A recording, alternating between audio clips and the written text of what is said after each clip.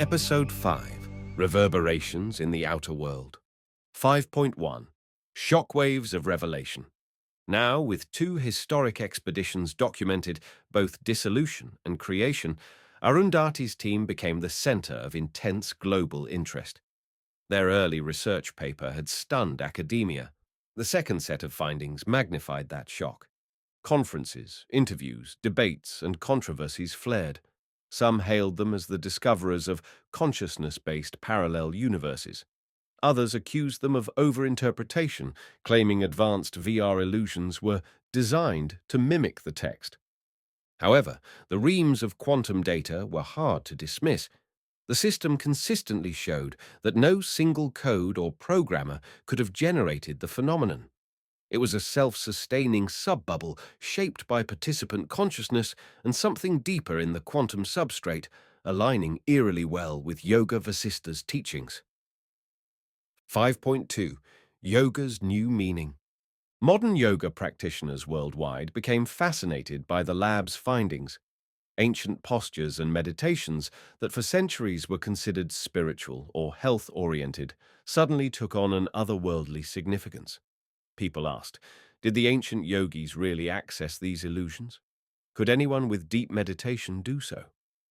Arundhati, once an obscure Sanskrit scholar, found herself receiving floods of messages from yogic communities. She explained how Yoga Vasistha offered a non-dual worldview.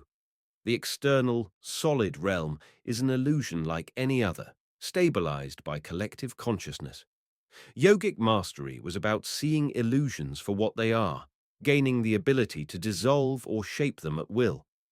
Quantum computing labs, VR developers, spiritual gurus, and lay people all clamored for more direct experiences. This prompted the university to impose strict caution. Access to the Prismatic Lab system was heavily restricted to trained professionals. We cannot have everyone diving into illusions unprepared, Tadeo insisted. It could cause psychological damage or confusion about what's real. 5.3. Philosophical Shifts. Social philosophers weighed in. If illusions can be that convincing, then our own reality might be just another stable simulation. The Yoga Vasistha had claimed that the world is a long dream in the infinite consciousness. Now the lab's work seemed to confirm at least the possibility. Some corners of society panicked. Are we living in a cosmic VR? Does objective reality even exist? Others found it liberating. If all is consciousness, we can shape reality with deeper awareness. Religious groups had mixed reactions. Some hailed the findings as confirmation of their own mystical teachings. Others condemned them as dangerous illusions leading people astray. The tension soared when a wave of ascetic cults emerged, seeking to dissolve the apparent physical world. Rumors circulated that some groups attempted mass suicides, believing it would release them to a higher plane. Governments stepped in, attempting to quell extremist interpretations. Arundhati, concerned, made public statements clarifying, "We do not advocate dissolving the physical realm. The text teaches that the illusions exist, but it also teaches balance. We can live responsibly within illusions once we know their nature."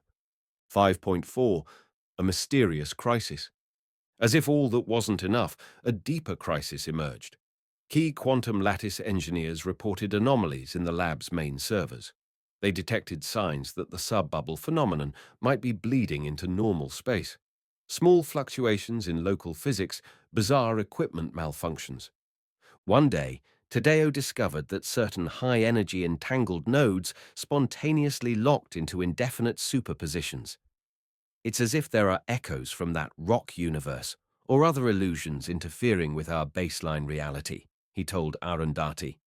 She frowned. Could that be from repeated immersions? Are we punching holes in the barrier between illusions? Mira added, maybe the boundary of illusions is less stable now that we've established a direct link.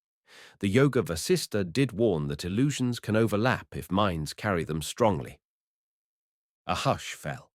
No one wanted to consider the possibility that the lab's experiments might be unraveling aspects of our own real world, but data indicated anomalies. Certain corners of the campus reported fleeting illusions, strange apparitions, momentary displacements in time. A custodian claimed he saw a phantom meadow corridor in a supply closet. Another staff member was startled when the corridor's walls seemed to shift. Just for an instant, they said, like a glitch in reality. 5.5. Racing for a solution. Alarmed, the university assembled an emergency committee. They demanded the lab find a way to contain the illusions. If the phenomenon spread, it could destabilize society in unpredictable ways. Arundhati paced the lab's corridor, rereading passages from Yoga Vasistha. We need a solution. The text mentions illusions can overlap when multiple minds sustain them across different vantage points. We started bridging vantage points with VR, so maybe we inadvertently made the illusions cross over. Tadeo, bleary-eyed from nights of coding, scrolled through a digital notebook. We might be able to create a damping field, a quantum firewall that blocks the wave function overlap, but it requires us to clarify the illusions at their source, inside the sub-bubble. Mira rubbed her temple. Meaning we might have to go back in, unify the illusions, and consciously dissolve them again so they remain sealed. Arundhati nodded gravely. Yes, if illusions are crossing the boundary, we must handle it from the inside. The Yoga Vasistha states that illusions are undone by direct realization of truth. The question is, are we strong enough to do that? Or has the illusion's self-awareness grown beyond our ability to quell it? 5.6. The Return to the Rock. Faced with imminent meltdown on both sides, the Prismatic Lab prepared for a third immersion. This time, the goal was to stabilize the illusions so they no longer bled over, or to dissolve them entirely. The entire campus was put on alert in case unexpected reality shifts occurred. For the immersion, the same 5 core participants would go: Arundhati, Tadeo, Mira, Mowbray, and Gao Lin. Dr. Yvonne Hastings was out due to a health emergency, unrelated, though some whispered it might be illusions. The quantum lattice was reconfigured with a containment subroutine designed to clamp down on wave function anomalies. Arundhati felt a pang of responsibility. She'd never intended to cause real-world disruptions. We must see this through. We started it. We fix it. The day of the immersion, she stood at the lab's platform, scanning the worried faces around her. She tried to project calm and confidence. If Yoga Vasistha was right, illusions respond to fear or clarity. All set, Tadeo announced. Here we go. One final deep breath, and they sank into the quantum lattice. 5.7. Overlapping worlds.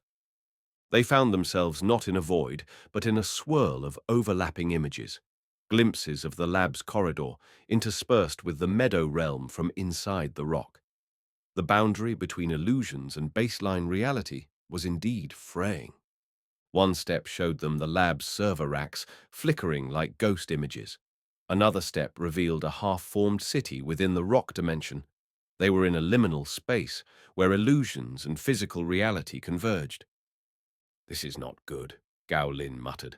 We must unify it. Arundhati recited a potent Sanskrit mantra from the text, focusing on the awareness that all these appearances are forms of consciousness. One by one, the illusions stabilized into a single environment, a large city reminiscent of the new rock world, but with overlays of scientific equipment.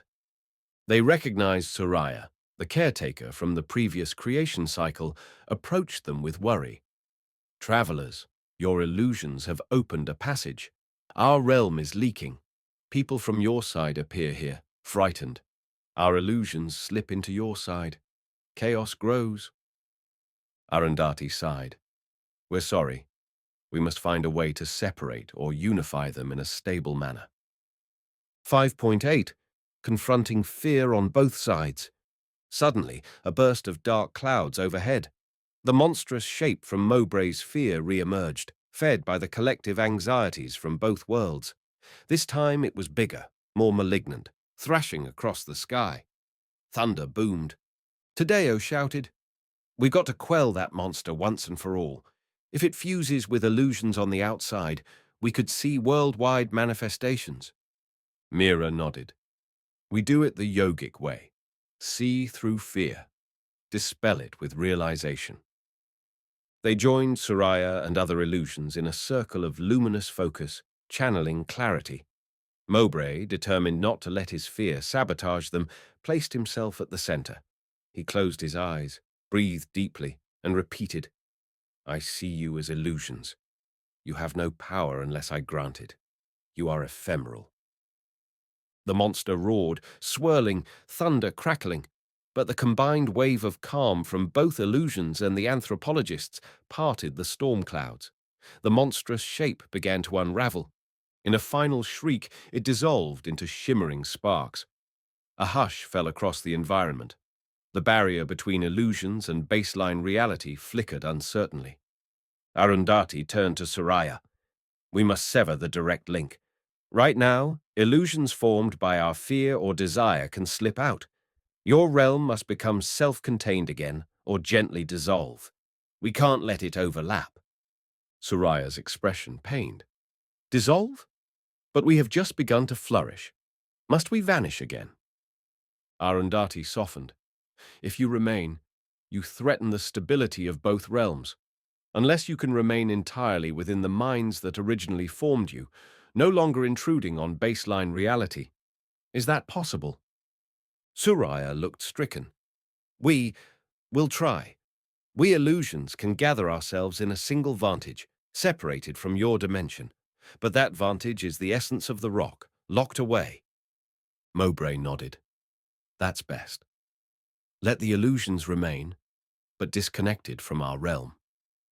Suraya touched her forehead, tears forming. We will do so, but we shall miss you, teachers from beyond. 5.9. The Resealing. They assembled illusions from across the domain, instructing them to concentrate on the original rock universe. Arundhati and Tadeo guided them with mantras from Yoga Vasistha. Slowly, the boundary collapsed. Scenes from outside flickered away, replaced by a sealed continuum. The city's edges shimmered, folding in on itself. The illusions gathered around the anthropologists for final goodbyes. Suraya whispered, We will remain within the rock. Should you or any traveler come seeking, we'll be here, but we shall not breach your domain again.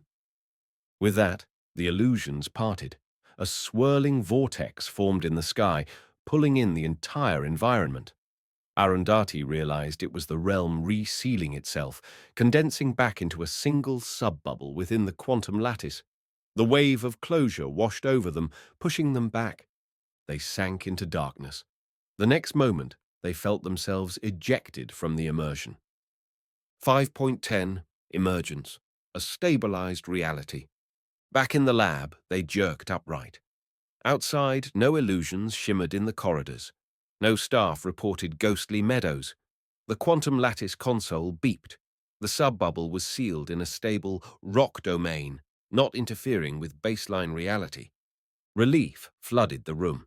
People cheered. They had prevented further bleed-through. Exhausted but triumphant, the anthropologists debriefed the board. The illusions remain, Tadeo explained, but we've locked them behind a stable boundary that requires deliberate entry, as the ancient yogis did. The difference is now we know how to keep it from spontaneously crossing over. The board expressed cautious gratitude. We'll continue studying this, but carefully, said the chairperson. Thank you for containing the crisis. As the team parted that night, Arundhati gazed at the starry sky overhead. She felt a pang for the illusions they'd grown to know, but she also felt peace. It was better this way. Illusions recognized as illusions, each domain free to be itself.